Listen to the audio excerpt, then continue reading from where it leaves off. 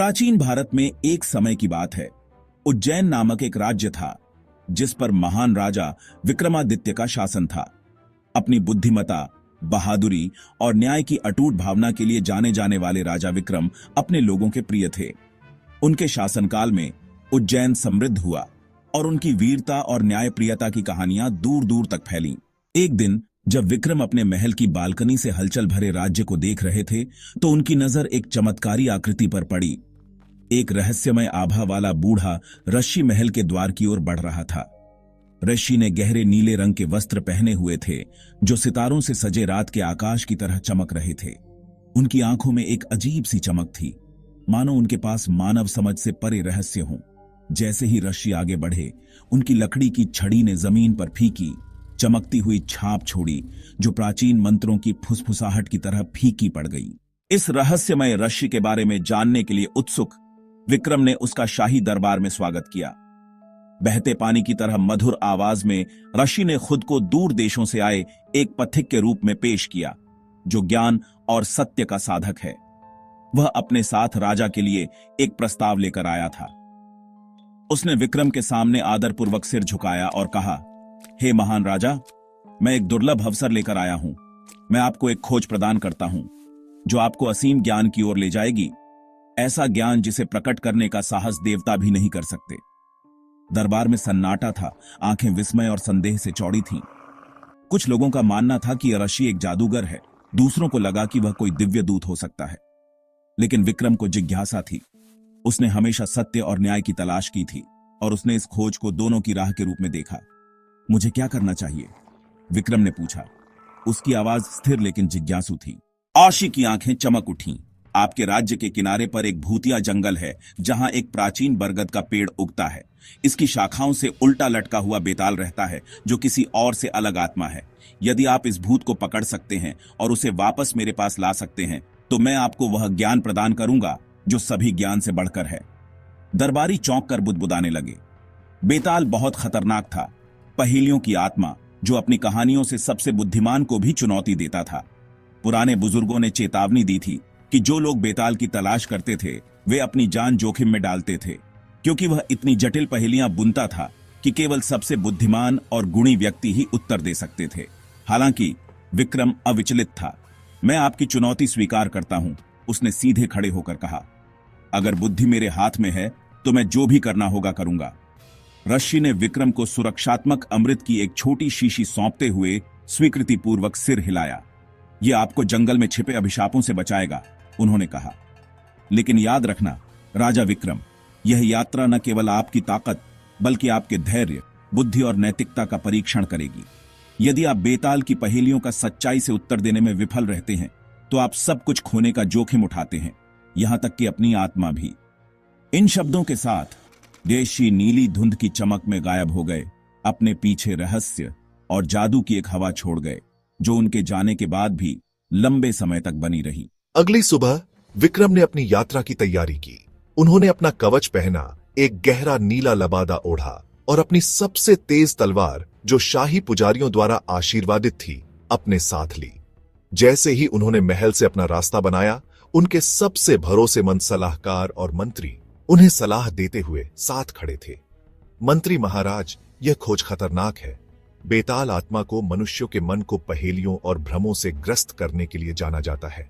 बहुतों ने उसे पकड़ने की कोशिश में अपनी बुद्धि खो दी है। विक्रम ज्ञान हर जोखिम के लायक है। हमारी भूमि को एक ऐसे नेता की आवश्यकता है जो दुनिया के गहनतम सत्य को समझता हो, और मैं उस ज्ञान को उज्जैन लाऊंगा। उन्होंने कुछ वफादार रक्षकों और शाही पुजारियों को इकट्ठा किया जो उनके साथ जंगल के किनारे तक जाएंगे। आशीर्वाद के जयकारों के साथ वे महल के फाटकों से होते हुए गंभीरता से चले। उज्जैन के लोग अपने राजा को इस अजीब यात्रा पर जाते हुए देखने के लिए सड़कों पर खड़े थे। प्रेतबाधित जंगल का रास्ता आसान नहीं था। जैसे जैसे वे शहर से दूर जाते गए, आकाश में अंधेरा छा गया और भूमि पर एक अजीब सी धुंध छा गई। पेड़ों के बीच साए नाचते हुए प्रतीत हो रहे थे और दूर से ही भयानक आवाजें गूंज रही थीं, मानो जंगल खुद जीवित हो। रात होते होते वे शापित जंगल के किनारे पर पहुंच गए और विक्रम के साथ ही झिझकने लगे, क्योंकि कोहरा भूतिया सफेद हो गया था। ऐसा घूम रहा था जैसे कोई रहस्य फुसफुसा रहा हो। प्रधान पुजारी, यही हमें अलग होना चाहिए। किसी भी प्राणी के लिए उस जंगल में प्रवेश करना और वापस लौटना संभव नहीं है। विक्रम, डरो मत, मैं यहां से अकेला जाता हूं। उज्जैन लौटो और लोगों से कहो कि मैं उस ज्ञान के साथ लौटूंगा जिसकी उन्हें तलाश है। जैसे ही उनके रक्षक और पुजारी गंभीर मौन में देख रहे थे, विक्रम आगे बढ़े और घने कोहरे में गायब हो गए।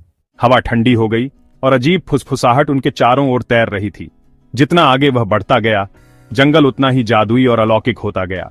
वह सावधानी से चला, अमृत की गर्माहट उसे जंगल के अनदेखे खतरों से बचा रही थी। अंत में भयानक छाया के माध्यम से उसने उसे देखा। प्राचीन बरगद का पेड़, इसकी विशाल जड़ें जमीन पर फैली हुई थीं और वहां चमगादड़ की तरह उल्टा लटका हुआ था बेताल। आत्मा का शरीर हल्का चमक रहा था, उसकी आंखें एक शरारती जानकार रोशनी से चमक रही थीं। बेताल, तो तुम मेरे लिए आए हो, महान राजा विक्रमादित्य। क्या आपको लगता है कि आप मुझे आसानी से अपने स्वामी के पास ले जा सकते हैं, या कोशिश करते करते अपनी बुद्धि खो देंगे? विक्रम, मेरा हारने का कोई इरादा नहीं है बेताल, मेरे साथ चलो, वरना मैं खुद तुम्हें ले जाऊंगा। बेताल फिर हंसा, एक ठंडी हंसी जो खामोश जंगल में गूंज उठी। बेताल, बहुत खूब बहादुर राजा, लेकिन अगर मुझे तुम्हारे साथ जाना है तो मैं इसे आसान नहीं बनाऊंगा। मैं इतनी जटिल कहानियां बुनूंगा, पहेलियां इतनी उलझी हुई होंगी कि आप जैसा बुद्धिमान राजा भी लड़खड़ा सकता है। इन शब्दों के साथ बेताल विक्रम को अपने कंधों पर बिठाने के लिए तैयार हो गया। जैसे ही उसने जंगल के माध्यम से अपनी यात्रा वापस शुरू की, बेताल ने अपनी पहली कहानी सुनाना शुरू कर दिया। जादू, नैतिक दुविधाओं और रहस्यों से भरी एक कहानी जिसे केवल सच्चा बुद्धिमान ही सुलझा सकता है। लेकिन एक पेंच था। अगर विक्रम जंगल के किनारे पर पहुंचने से पहले बोले तो बेताल अपने पेड़ पर वापस लौट जाएगा और यात्रा फिर से शुरू होगी। और इसलिए साहसिक कार्य शुरू हुआ। विक्रम ने शरारती भूत को अपने कंधों पर लिए हुए ज्ञान की खोज में पहेलियों और रहस्यों का सामना करते हुए, जो उसके भाग्य को और उज्जैन के भाग्य को हमेशा के लिए बदल देगा। बेपरवाह विक्रमादित्य बरगद के पेड़ पर लौटता है और बेताल को पकड़ लेता है, उसे एक बार फिर अपने कंधे पर उठा लेता है। बेताल विक्रमादित्य के संकल्प से हैरान होकर एक नई कहानी शुरू करता है, ज्ञान, धन और इच्छा के जोखिमों के बारे में। बेताल, बहुत दूर एक चहल पहल वाले शहर में समीर नाम का एक बुद्धिमान और धनी व्यापारी रहता था। अपनी दयालुता और तेज दिमाग के लिए जाने जाने वाले समीर ने कीमती रत्नों का व्यापार करके काफी दौलत जमा की थी। एक दिन नए स्टॉक की जांच करते समय उसे एक ऐसा रत्न मिला जो उसने पहले कभी नहीं देखा था। यह एक आंतरिक रोशनी से चमक रहा था, हर दिशा में इंद्रधनुष बिखेर रहा था। कहा जाता था कि यह रत्न जादुई है, जो अपने मालिक को असाधारण शक्ति और समृद्धि प्रदान करने में सक्षम है, लेकिन इसके साथ एक चेतावनी भी थी। मालिक को इसका उपयोग कभी भी लालच में नहीं करना चाहिए, क्योंकि यह धन के बजाय बर्बादी लाएगा। उत्सुक लेकिन सतर्क, समीर ने रत्न को एक विशेष संदूक में सुरक्षित रखने का फैसला किया। इसका उपयोग केवल वास्तविक आवश्यकता के समय में ही किया जाता था। नगर के लोग उसके संयम और बुद्धि की तारीफ करते हुए उसकी और भी प्रशंसा करते थे। हालांकि ईर्ष्या से भरा एक प्रतिद्वंद्वी व्यापारी रत्न को चुराने के लिए दृढ़ था। यह जानते हुए कि वह समीर के अच्छी तरह से संरक्षित तिजोरी में सेंध नहीं लगा सकता, प्रतिद्वंद्वी ने एक चालाक योजना तैयार की। एक दिन वह विनम्रता का नाटक करते हुए और सहायता की सख्त जरूरत होने का दावा करते हुए समीर के पास गया। यह दिखावा करते हुए कि उसका व्यवसाय विफल हो रहा है, उसने समीर से उसे मुग्ध रत्न देखने देने के लिए विनती की, यह उम्मीद करते हुए कि यह उसके लिए भाग्य लाएगा। समीर, हमेशा दयालु, सहमत हो गया, लेकिन उसने अपने प्रतिद्वंद्वी से वादा किया कि वह रत्न को नहीं छुएगा, इससे जुड़ी चेतावनी के बारे में बताते हुए। अपने वादे के बावजूद प्रतिद्वंद्वी व्यापारी खुद को रोक नहीं सका।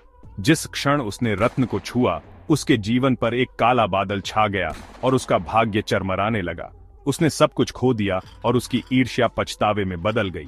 बेताल, क्या समीर ने अपने प्रतिद्वंद्वी को रत्न देखने देकर गलत किया, यह जानते हुए कि इसका दुरुपयोग हो सकता है, या यह अकेले प्रतिद्वंद्वी का लालच था जिसके कारण उसका पतन हुआ?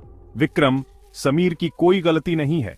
उसने दयालुता से काम लिया और उसके प्रतिद्वंद्वी की बर्बादी उसके ही लालच के कारण हुई। जिसका हृदय शुद्ध होता है, उसे आत्म संयम की कमी करने वालों के कार्यों के लिए दोषी नहीं ठहराया जाना चाहिए। बेताल अनुमोदन की हंसी हंसता है, लेकिन इससे पहले कि विक्रमादित्य उसे पूरी तरह से सुरक्षित कर पाता, वह एक बार फिर धुंध में गायब हो जाता है। बेताल की हंसी से जंगल गूंज उठता है, क्योंकि विक्रमादित्य अगली मुठभेड़ के लिए खुद को तैयार करता है, अपनी खोज में सफल होने के लिए दृढ़ संकल्पित है।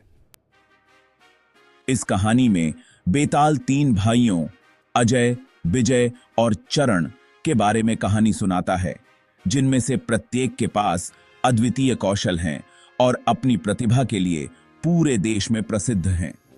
वे अपने दिवंगत पिता के अंतिम उपहार एक जादुई रत्न से एकजुट होते हैं, जिसके बारे में कहा जाता है कि यह अपने पास रखने वाले को अपार ज्ञान और भाग्य प्रदान करता है। हालांकि यह रत्न प्रतिद्वंद्विता का एक स्रोत भी है, क्योंकि प्रत्येक भाई का मानना है कि वह इसके लायक दूसरों से ज्यादा है। एक समय की बात है, एक समृद्ध राज्य में तीन भाई रहते थे, अजय, विजय और चरण, जो हर तरह से प्रतिभाशाली थे। अजय, सबसे बड़ा भाई, एक चिकित्सक के रूप में अपने कौशल के लिए जाना जाता था। वह जड़ी बूटियों और औषधियों के अपने विशाल ज्ञान से लगभग किसी भी बीमारी को ठीक कर सकता था। विजय, मंझला भाई, अद्वितीय ताकत और बहादुरी का योद्धा था, जिससे उसके दुश्मन डरते थे और उसके लोग प्यार करते थे। चरण, सबसे छोटा, एक प्रतिभाशाली विद्वान था, जो उन पहेलियों और समस्याओं को हल करने में सक्षम था जिन्होंने देश के सबसे बुद्धिमान लोगों को भी चकरा दिया था। एक दिन उनके दिवंगत पिता के सबसे करीबी दोस्त उनके घर एक छोटी, बारीक, नक्काशीदार संदूक लेकर पहुंचे। अंदर उनके पिता का आखिरी उपहार था, एक जादुई रत्न जो एक अलौकिक रोशनी से चमक रहा था। कहा जाता था कि यह रत्न अपने पास रखने वाले को अपार ज्ञान और भाग्य प्रदान करता है। भाई इतनी शक्तिशाली वस्तु पाकर रोमांचित थे, लेकिन हर एक का मानना था कि उसे ही इसे रखना चाहिए। अजय ने तर्क दिया, मैं लोगों को ठीक करता हूं, इस रत्न से मैं लाइलाज बीमारियों को भी ठीक कर सकता हूं।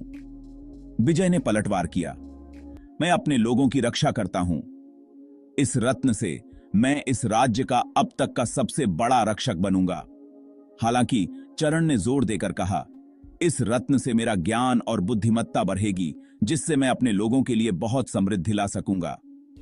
तीनों भाइयों ने राज्य के किनारे रहने वाले एक बूढ़े संत से सलाह लेने का फैसला किया। ऋषि ने उनकी विनतियों को सुना और एक चुनौती का प्रस्ताव रखा। प्रत्येक भाई लोगों की भलाई के लिए अपनी शक्तियों का उपयोग कैसे करेगा, यह दिखाने के लिए एक दिन के लिए रत्न का उपयोग करेगा। जो भाई इसका सबसे बुद्धिमानी से उपयोग करेगा, वह इसे रखेगा। पहला दिन अजय रत्न लेकर पहाड़ों पर जाता है, जहां एक गांव में भयानक महामारी फैली हुई है। रत्न की शक्ति से वह एक चमत्कारी औषधि बनाता है, जो हर ग्रामीण को ठीक कर देती है। लोग उसकी बुद्धिमानी और करुणा का जश्न मनाते हैं। दूसरा दिन विजय रत्न को राज्य की सीमा पर ले जाता है, जहां एक दुष्ट जानवर देश को आतंकित कर रहा है। रत्न उसकी ताकत को बढ़ा देता है, जिससे वह जानवर को हराने में सक्षम हो जाता है। लोग उसे नायक मानकर जय जयकार करते हैं। तीसरा दिन चरण रत्न लेता है और अपना दिन पड़ोसी गांवों के बीच विवादों को सुलझाने में बिताता है। उसकी बुद्धिमानी शांति और समृद्धि लाती है और गांव वाले उसके मार्गदर्शन के लिए हमेशा आभारी रहते हैं। 3 दिनों के अंत में भाई ऋषि के पास लौटते हैं। ऋषि ने घोषणा की कि प्रत्येक ने अपनी योग्यता साबित कर दी है, लेकिन रत्न को साझा करके और साथ काम करके ही वे अपने पिता की इच्छाओं को पूरा कर सकते हैं। अपने स्वयं के मूल्य और एकता के मूल्य को समझते हुए वे रत्न को साझा करने के लिए सहमत होते हैं। हर एक इसका उपयोग तभी करता है जब वास्तव में जरूरत हो। बेताल की विक्रमादित्य को पहेली, रत्न के सबसे ज्यादा हकदार भाइयों में से कौन था? क्या ऋषि अपने फैसले में सही थे? विक्रमादित्य जवाब देते हैं, ऋषि बुद्धिमान थे। हर भाई की अलग अलग प्रतिभा थी, लेकिन उनकी संयुक्त शक्ति उनके लोगों के लिए सबसे बड़ा लाभ लाएगी। कोई भी अकेले रत्न का हकदार नहीं था, वे सब मिलकर इसके हकदार थे। बेताल विक्रमादित्य की बुद्धिमानी से प्रसन्न होकर हंसता है और एक बार फिर जंगल में गायब हो जाता है। बेताल आगे लीला नाम की एक चतुर राजकुमारी के बारे में एक कहानी सुनाता है जो अपनी बुद्धि और समझ के लिए जानी जाती है, और उसका रहस्यमय प्रेमी राजकुमार अरुण, जिसके पास एक जादुई अंगूठी है जो उसे अपनी इच्छा से गायब कर देती है। राजकुमारी राजकुमार के रहस्य से आकर्षित हो जाती है, लेकिन जल्द ही खुद को विश्वास, प्रेम और भ्रम की शक्ति से जुड़ी एक जटिल दुविधा का सामना करते हुए पाती है। बहुत दूर एक राज्य में राजकुमारी लीला रहती थी, जो अद्वितीय बुद्धि और जिज्ञासा वाली एक युवती थी। उसका राज्य उसके बुद्धिमानी भरे मार्गदर्शन में फला फूला और कई राजकुमारों ने उसका हाथ मांगा। हालांकि कोई भी उसकी बुद्धि की बराबरी नहीं कर सका या उसका दिल नहीं जीत सका, जब तक कि राजकुमार अरुण नहीं आया। राजकुमार अरुण रहस्य और आकर्षण के व्यक्ति थे, जो हमेशा उम्मीद से परे दिखाई देते थे। लीला ने जल्द ही कुछ अजीब देखा। हर शाम जैसे ही सूरज डूबता था, अरुण बिना किसी स्पष्टीकरण के गायब हो जाता था और सूर्योदय के बाद ही फिर से प्रकट होता था। उसके रहस्य से आकर्षित होकर लीला ने रहस्य का पता लगाने का फैसला किया। एक शाम जब वे महल के बगीचों में टहल रहे थे, तो लीला ने पूछा, तुम हर रात कहां जाते हो? क्या तुम मुझसे कुछ छिपा रहे हो?